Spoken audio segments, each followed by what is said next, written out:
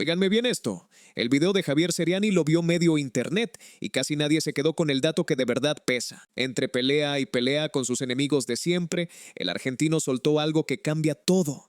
Dice que hace 20 días 4 desconocidos entraron hasta la cocina de su propia casa.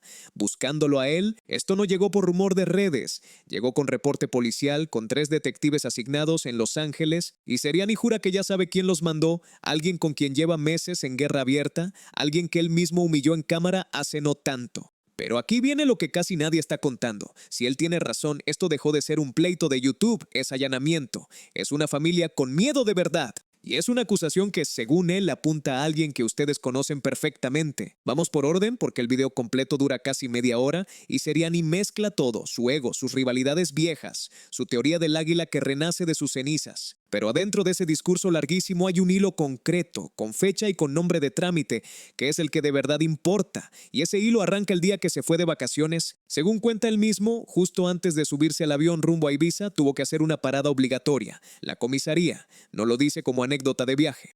Lo dice con la cara seria, con esa mezcla de indignación y orgullo que usa cada vez que se siente perseguido. Lo que está sucediendo es realmente grave, repite frente a cámara y después se apresura a aclarar que él no tiene miedo, que ya ganó todas las batallas anteriores. Es el molde de siempre del águila. Primero la advertencia sombría, después la pose de invencible. Pero esta vez, por debajo del numerito, hay un dato que no había aparecido antes en ninguno de sus pleitos, un reporte policial real fechado con investigadores asignados. Seriani asegura que el reporte se presentó hace aproximadamente 20 días, no ayer ni la semana pasada, sino casi un mes atrás, y que decidió guardar silencio sobre el tema hasta ahora porque, según él, quería dejar que la investigación avanzara sin ruido. Habla de 3 detectives trabajando el caso en Los Ángeles y jura tener el reporte policial bestial listo para mostrarlo en pantalla mientras habla. En el documento, según describe, aparece la palabra en inglés trespassing, invasión de propiedad privada. No robo, no agresión directa, invasión. Alguien entró donde no debía. Y para que no quede como frase suelta, se detiene y pide que pongan en pantalla las imágenes del día que fue a la policía. Insiste en la fecha, 20 días atrás, un mes exacto desde que graba este video, y remarca casi como si necesitara que le crean que él ya sabía todo esto desde antes de que estallara en redes. Yo los tomo de sorpresa a ustedes, dice, dirigiéndose directo a las serianitas, su comunidad de seguidores, como si el verdadero público de este video no fuera la prensa, sino ellas. Y aquí es donde el relato deja de sonar a pleito de comentarios y empieza a sonar a otra cosa, porque lo que Seriani describe después no es una amenaza por mensaje ni un comentario ofensivo en redes. Es gente física dentro de su casa. Cuenta que todo arrancó con mensajes de texto que llegaron a nombre suyo sin que él los enviara. Alguien, usando su identidad, le escribió a varias personas citándolas en su domicilio a una hora específica. Seriani calcula que fueron al menos 4 personas las que recibieron ese mensaje falso, aunque insiste en que probablemente hubo más. Y esas 4 personas, según su versión, se presentaron puntuales. Entraron. No se quedaron en la puerta ni tocaron el timbre esperando respuesta. Llegaron hasta el comedor, hasta la cocina, hasta el estudio de al lado. Recorrieron la casa completa sin que nadie los hubiera invitado. La descripción que hace de ellos es específica, casi clínica. 4 sujetos tatuados con aspecto que él asocia al consumo de drogas, uno de ellos con la mano temblando. Dice que no sabían siquiera cómo era él en persona, que llevaban una foto suya sacada de un live, tratando de identificarlo entre la gente, señalando la camisa negra con puntitos que traía puesta ese día. Y remata con un detalle que suena casi ridículo si no fuera porque estamos hablando de un allanamiento real. Los mandaron en pleno horario del programa, cuando Seriani estaba al aire, transmitiendo en vivo. ¿Cómo voy a citar yo a una persona si estoy al aire?, pregunta él mismo, usando esa coincidencia como prueba de que la cita nunca salió de su teléfono. Por lo tanto, si su relato es cierto, alguien no solo consiguió su dirección nueva, la que dice haber cambiado después de un incidente anterior con un repartidor falso de Amazon que ya lo había puesto en alerta, sino que además coordinó a 4 personas para que se presentaran ahí, con instrucciones precisas mientras él estaba ocupado transmitiendo y no podía darse cuenta de nada hasta que ya fuera tarde. Y remarca algo más, con una seguridad que suena a resentimiento acumulado. No fueron muchas las personas que llegaron a conocer esa dirección nueva. Invitados VIP, algunos empleados, un puñado de freelancers, la mayoría radicados fuera de Estados Unidos. Dice que ya entregó esa lista completa a la investigación policial y que los 3 detectives asignados están revisando a cada uno de esos nombres, uno por uno. Seriani insiste en que no logra explicarse del todo qué buscaban esos hombres. Dice que no sabe si querían golpearlo, fotografiarlo o algo peor. Punto E que solo gracias a que su casa tiene un sistema de seguridad que él mismo describe con humor. La NASA que te filma desde que bajas del auto logró tener registro de las caras de los cuatro. Asegura que ya los identificó, que sabe cómo se llaman y que ese material ya está en manos de los investigadores. Lo que no muestra en cámara, y lo aclara él mismo, es justamente esa evidencia, fotos, nombres, rostros. Dice que no puede exhibirlos todavía porque son parte de una causa abierta y que mostrarlos ahora podría echar a perder meses de trabajo de sus propios investigadores. Deténganse un segundo en la escena tal como él la describe, porque es la que sostiene todo el video. No es un mensaje amenazante que se borra con un bloqueo. Es un comedor real, con platos y sillas, que cuatro extraños atraviesan sin permiso mientras buscan una cara que solo conocen por una foto de celular. Es una cocina donde alguien más, ese mismo día, seguramente estaba preparando algo de comer sin saber que la puerta de entrada ya no era segura. Es un estudio de trabajo, con computadoras y documentos, que quedó expuesto a gente que ni siquiera sabía bien a quién estaba buscando. Seriani no necesita subir el tono para que esa imagen incomode, basta con imaginar la casa de cualquiera de nosotros, con desconocidos caminando de cuarto en cuarto, para entender por qué este relato pega distinto al resto de sus pleitos. Y ahí queda flotando la primera pregunta incómoda del video. Si de verdad tiene tanto material, ¿por qué contar todo esto en un video de YouTube antes que dejar que la policía trabaje en silencio? Es una contradicción que el propio Seriani no resuelve y que conviene guardar en la memoria para lo que viene después, porque el patrón se va a repetir. Lo que sí queda claro, cuente lo que cuente después, es el tono con el que arranca todo esto. No es el tono de alguien reportando un robo cualquiera. Es el tono de alguien que ya tiene, desde el primer minuto, un sospechoso en la cabeza. Y ese sospechoso no es un extraño, porque apenas termina de describir a los cuatro hombres, Seriani da un salto hacia atrás en el tiempo. Empieza a hablar de una pelea que lleva meses cocinándose, la que sostiene contra una de las parejas más comentadas de la farándula mexicana, Ana Bárbara y su esposo, Ángel Muñoz. Según narra el propio Seriani, todo esto arrancó porque él le ganó todas las instancias a Muñoz en un litigio anterior. No entra en detalles legales precisos, nunca lo hace, pero sí deja clara la emoción que dice haber provocado en el otro bando: humillación. Cuando ya se siente acorralado, cuando ya no sabe qué hacer para destruirme, dice, describiendo a un Ángel Muñoz que, según él, convenció a Ana Bárbara de emprender una demanda en su contra. La describe textualmente como una mujer débil, frágil en sus emociones, manipulada por su esposo para atacarlo. Es un comentario duro, cargado de desprecio, y conviene marcarlo como lo que es, la opinión de Seriani sobre ella, no un hecho verificado sobre el estado emocional de Ana Bárbara. Y no es un comentario aislado, se justifica diciendo que lo único que Ana Bárbara quiere es que él deje de hablar de ella cuando es una figura pública, invocando así, sin más trámite, la Constitución de los Estados Unidos como si fuera su escudo personal. Lo que sí tiene respaldo en el historial público de la pareja es el contexto detrás de esa tensión, y ahí conviene detenerse, porque explica por qué la reina grupera está en el centro de este pleito sin haber dicho una sola palabra en su defensa.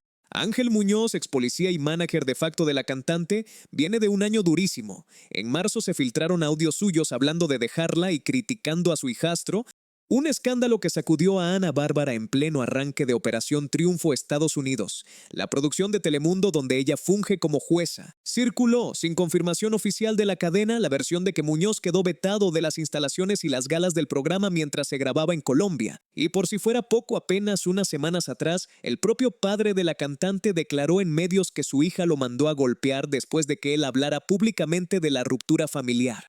En ese mismo momento, un examante de Muñoz salió en televisión a acusarlo de una campaña de manipulación mediática, y un panel de la competencia llegó a sugerir, citándola a ella, que el origen real del distanciamiento entre Ana Bárbara y su padre sería mucho más grave que una simple disputa de dinero, una versión que ni la cantante ni su esposo han confirmado. Pinco Keshire, que aquí se queda exactamente donde debe quedarse, como rumor sin verificar, no como hecho. Nada de todo esto prueba que Muñoz haya mandado a alguien a la casa de Seriani, pero sí confirma algo que el video da por sentado sin decirlo del todo, que la relación entre ambos hombres viene envenenada desde hace rato, que no es la primera vez que el nombre de Muñoz aparece ligado a acusaciones de intimidación dentro de su propio círculo familiar, cuando Kenia Grupera lleva meses atrapada en medio de un fuego cruzado que ella no encendió directamente pero que tampoco ha salido a apagar. Y esto no es nuevo en la historia de Ana Bárbara. Quienes siguen su carrera desde hace años recuerdan que la sumisión doméstica bajo la máscara de mujer fuerte no arrancó con Ángel Muñoz.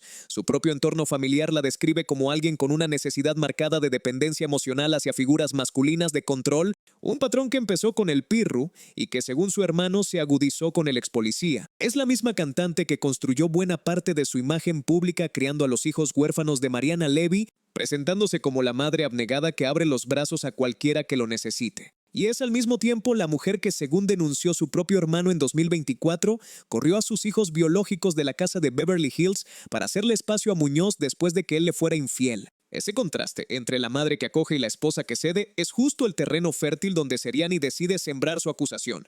No ataca a una desconocida, cuando ataca a una figura que el público mexicano ya observa con sospecha desde hace tiempo. Tampoco es la primera vez que el patrimonio de la cantante queda en el aire por decisiones de su esposo. Ana Bárbara construyó su carrera y sus regalías musicales durante décadas, sin un acuerdo prenupcial que la proteja frente a un eventual quiebre del matrimonio.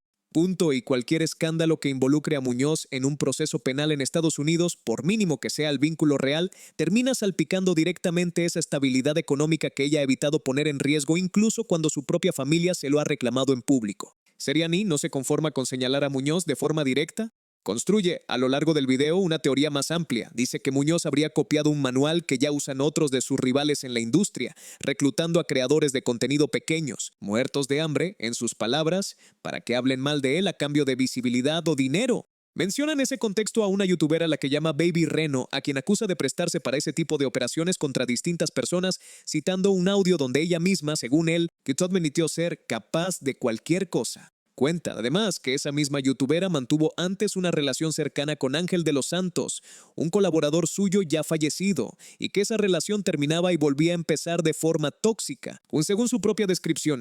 También compara el patrón con el que le atribuye desde hace tiempo a otro periodista de espectáculos, Gustavo Adolfo Infante, a quien acusa de manejar lo que él llama títeres dentro de YouTube, creadores pequeños que, según Seriani, reciben apoyo económico o promoción a cambio de repetir su narrativa. Todos en la industria sabemos quiénes son, por eso no tienen like y por eso no los respetamos.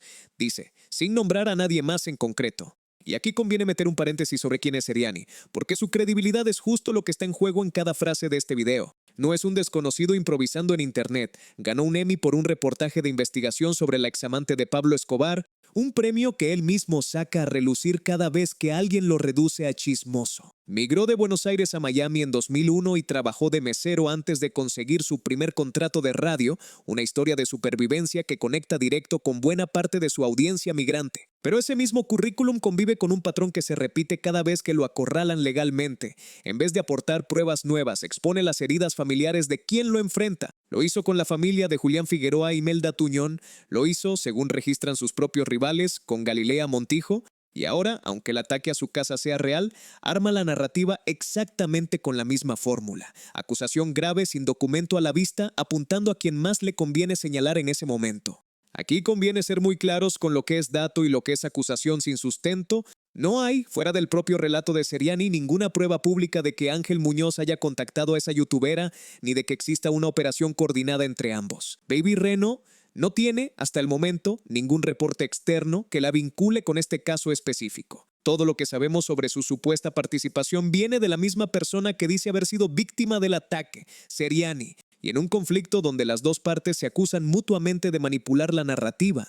La palabra de uno solo de los involucrados no alcanza para cerrar el caso, aunque él lo presente frente a cámara como algo ya resuelto. Lo que sí llama la atención es el nivel de detalle con el que arma la acusación. Habla de una red organizada, alguien que buscó su dirección nueva, alguien que la entregó, otro que coordinó a los 4 hombres, alguien más que redactó los mensajes falsos haciéndose pasar por él. Según Seriani, cada uno de esos roles constituye un delito distinto en Estados Unidos y todos juntos podrían configurar una organización criminal bajo la ley de California.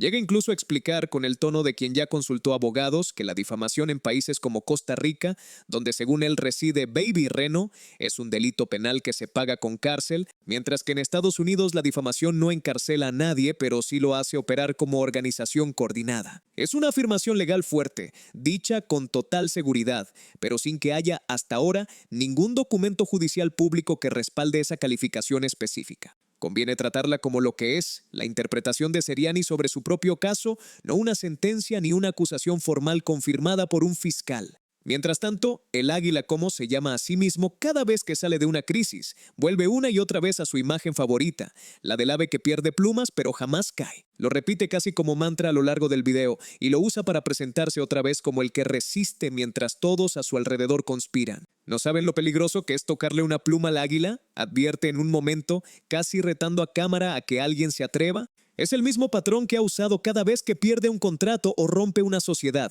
convertir la derrota en renacimiento sin nunca detenerse en la autocrítica, pero por debajo del discurso de víctima invencible hay algo que sí merece quedarse en la memoria de la audiencia. Si de verdad 4 personas entraron a su casa buscándolo, sin importar quién los mandó, eso ya no es un capítulo más de la guerra entre youtubers de espectáculos.